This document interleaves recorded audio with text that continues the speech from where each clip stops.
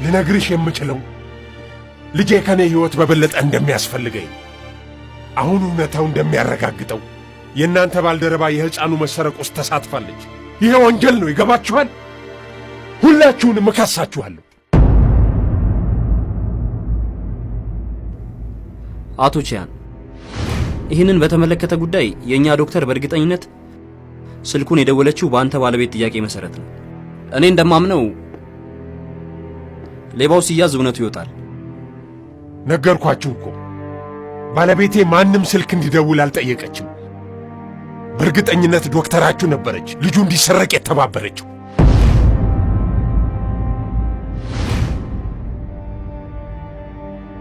አቶ ቺያን፣ ዶክተርህን በተመለከተ ካንተ የበለጠ እኛ ነን የምናውቃት። እባክህ መሰረተ ቢስ ቃላትን ስትጠቀም ጠንቀቅ በል። የኔ ልጅ የተሰረቀው በእናንተ ዶክተር ተባባሪነት ነው። ከዚህ የተሻለ ማረጋገጫ የለኝም። አጥጋቢ መልስ ልትሰጡኝ ይገባል።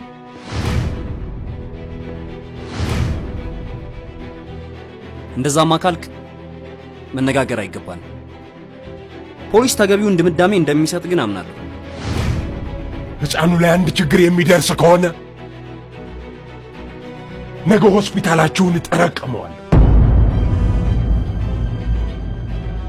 አለቃ ቺያን፣ ዳይሬክተር ዮ፣